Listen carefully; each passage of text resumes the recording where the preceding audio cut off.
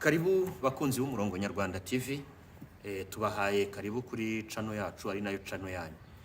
Turi ku cyumweru tariki 9 Gashyantare 2025. Tuzinduwe rero no kuganira ku nama yarayibereye Dar es Salaam muri Tanzania, yatumiwemo abakuru b'ibihugu bya East African Community n'ibihugu bya SADC. SADC n'umuryango w'ibihugu byo munsi ya mu majyepfo ya Afurika bishinzwe ubufatanye no gutabarana. Inama rero yabereye Dar es Salaam birumvikana yari yobowe na Perezida Samia Suluhu Hassan, nuriya mudamu uyobora Tanzania.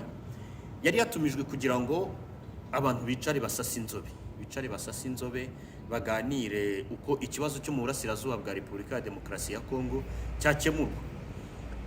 Mbere hari izindi nama zari zarabaye, ariko ugasanga uruhande rumwe cyangwa urundi ntirukurikije ibyari byaremeranyijwe, ntibibuze intambara gukomeza, intambara igakomeza, ibintu bigacika.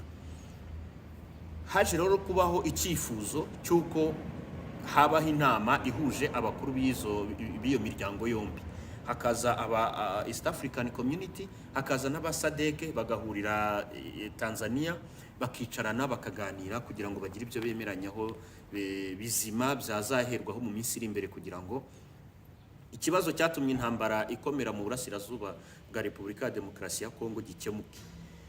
Bejo rero barahuye, bahurira aho twavugaga Dar es Salaam, bamwe bahaza mu buryo bw'imbona nkubone, bahari bahibereye, abandi bohereza intumwa, bahitamo kuhaba mu buryo bw'ikoranabuhanga.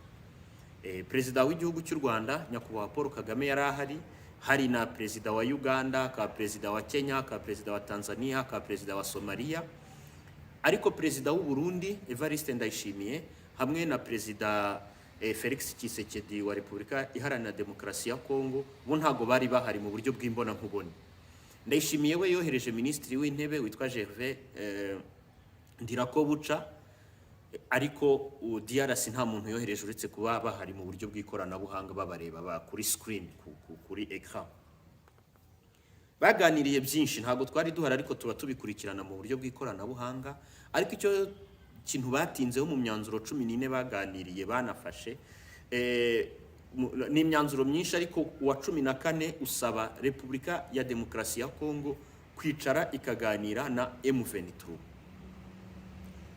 Ni ku ruhande rwa M23 nubwo batarabitubwira ngo tubimenye neza, ni intsinzi kuri bo, kubera ko n'ubunini nacyo bahoze basaba. Haba inama zabereye Nairobi muri Kenya ziyobowe na Uhuru, haba n'inama zaberaga muri Rwanda muri Angola ziyobowe na Joao Lourenço, hose icyo basabaga nuko bahabwa umwanya bakicarana n'ubutegetsi bwa Repubulika ya Demokarasi ya Kongo, bakababwira icyo bifuza. Mu rwego rwa diplomasi rero, iyo umutwe w'inyeshyamba wicaye ukemererwa kuganira n'ubutegetsi buriho, iba ari intsinzi ikomeye, kuko icyo gihe biba bwerekanye yuko byerekana ko izo nyeshyamba zifite imbaraga zatuma ubutegetsi bwemera kwicarana nazo bakaganira. Ikibazo rero ubu ngubu abantu bari kwibaza no kwibaza ngo ese ubutegetsi bwa Perezida Tshisekedi buremera kwicarana n'abantu bunavuga yuko bakora iterabwoba? Mu buryo butandukanye n'ahantu henshi, Perezida Tshisekedi yabwiye itangazamakuru ko bidashoboka ko yakwicarana n'abantu yita ko bakora iterabwoba. Yavuze ko abo bantu ari umutwe w'iterabwoba, kandi kirazira yuko mu bubanyi n'amahanga igihugu cyangwa se ubutegetsi buriho bwaganira n'umutwe w'iterabwoba. Bivuze ngo kugira ngo Tshisekedi yemere kuganira nabo, nuko ari buhindura iyo mvugo, none akafata nk'ari umutwe wa politike cyangwa se undi mutwe wemewe bashobora kwicarana bakaganira, akumva ibitekerezo byabo, ibyo basaba, nabo bakamubwira ibyo bifuza, hanyuma ubwo wenda hakabaho umuhuza. Tugarutse kuri uwo mwanzuro usaba Tshisekedi ko aganira na M23, harimo yuko hagomba kubaho ibiganiro bikomatanyije. Ubwo bikomatanyije ni ukuvuga ngo bihuriza hamwe ibyari byaravugiwe i Rwanda n'ibyavugirwaga Kenya hariya muri Nairobi, bagakora inama cyangwa se ibiganiro bihuje, bisa naho bihuriza hamwe ibyo umuhuza wo muri Nairobi yasabaga n'ibyo umuhuza wo muri Rwanda basabaga, hanyuma ikaba ibiganiro byaguye. Bivuze ngo bazafata imwe mu myanzuro yari yarafatiwe ku i Rwanda, bayihuze n'imyanzuro yari yafatiwe i Nairobi, byose babizane babishyire ku meza, bavuge bati duhereye ku byavugirwaga aha tukongeraho n'ibyavugirwaga aha, turabona ubu noneho twaganira kuri izi ngingo. Ntabwo turamenya niba Tshisekedi yabyemeye ko niyo nama yemera yuko yumva ko ifite legitimite yemewe ayemera nk'umukuru w'igihugu. Ariko uko bimeze kose, kuko ubu ari mu cyo bita dilema, ari mu ihurizo ryo kubango se noneho kw'ibya Rwanda byanze n'ibya Nairobi bikaba byanze, none bakaba bampaye ibi ngibi nabyo mbyange. Ashobora kuba ari cyo arimo atekereza. Abajyanama be bashobora kuba wenda uyu munsi kuko ni ku cyumweru bari bwicarane bakagira ibyo bemeranyaho bishingiye kuri icyo cyemezo, tukazabimenya mu cyumweru gitaha. Ariko rwose ducishirije tugashyira mu nyurabwenge, bizamugora kubyemera kwicarana nabo yita inyeshyamba. M23 nayo ntabwo iratangaza niba iri kubyinira ku rukoma ngo yemere ko yishimira uwo mwanzuro, ariko aho bari bashobora kuba nabo barimo bishima. Gusa ikintu kiri bubagore ni uko basabwe guhagarika imirwano. Basabwe guhagarika imirwano aho bari, niba bari buhagume, niba bari buhave, ariko imirwano igahagarara. Ikindi basabwe yuko bagomba kurekura ikibuga cy'indege cya Goma kikongera kigakoreshwa. Mu gukoreshwa bivuze yuko kizaba cyongeye kibe nyabagendwa.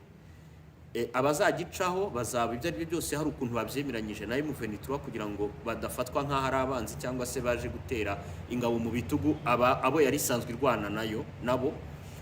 Ariko nawo nacyo ni icyifuzo gikomeye. Gusa ariko ikirimo nuko nkuko ngiye mbyumva, aho iri nihaguma nkuko yabisabwe, hanyuma mu kuhaguma ikizezwa ko itazigera niri na rimwe ihirukanwa mu gihe itaratangira kuganira ngo hagire n'ibyemeranywaho mu byo iganira nabo bazabaganira, ishobora kubyemera kubera ko hari ibyo yijejwe ikabyemera.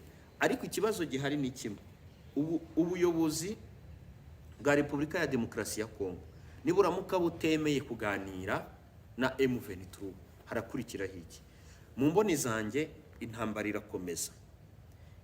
irakomeza kandi noneho ukurikije aho ibintu bigeze, gukomeza kwayo niba yongeye kubura birafata ahantu hanini, bigira imbaraga nyinshi birenge, kuko bari bafite gahunda yo gufata Bukavu, wenda bayifata igihe icyo ari cyo cyose, kuko n'ubundi kuba batarayifashe nkeka ko atari uko byabananiye, ahubwo ari uko bashobora kuba batireka tube turetse turebe aho ibintu bigana.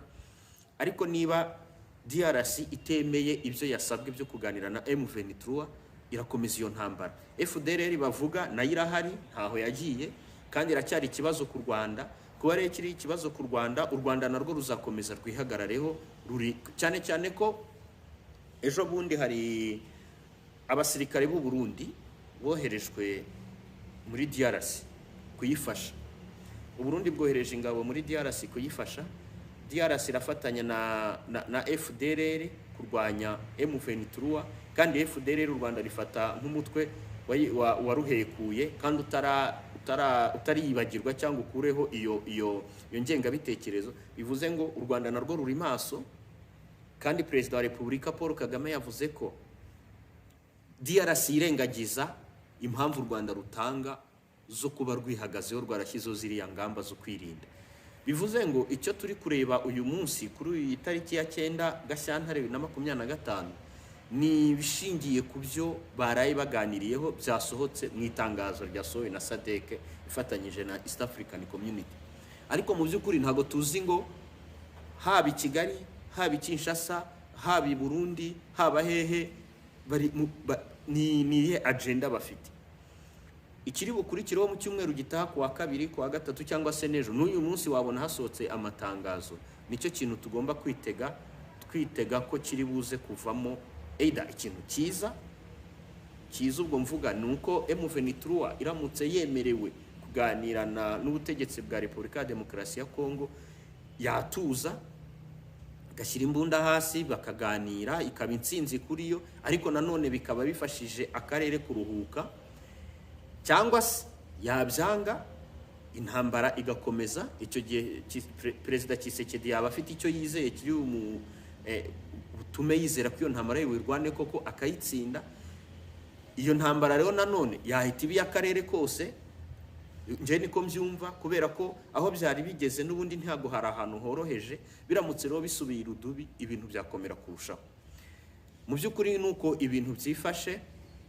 Ikindi turi bukomeze kureba ni ibiri gukurikiraho nyine mu cyumweru gitaha bizatangazwa.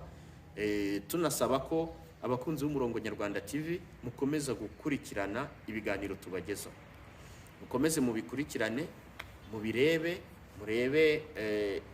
byose mubirebe. Ni byinshi wagitangira ukakirangiza, hari ahagenewe gutangira ibitekerezo ukabitanga. Niba hari n'ubwunganizi utanga muri icyo gitekerezo cyawe ukabuduha, ukanaturangira aho uri, tukaba twanakuganiriza mu byo ukora n'uko ubayeho, kugira ngo ntibe platform yo kuvugiraho amakuru gusa agamije kutumenyesha uko ibintu byifashe, ariko hakaba n'ahantu umuntu ashobora gutangariza ibyo akora, ibyo yagezeho, icyo yifuza, ibitekerezo bye. Turabashimiye rero, abatarakora subscription muyikore, dukomeze tuganire, mugire icyumweru cyiza, naho ubutaha. Murakoze.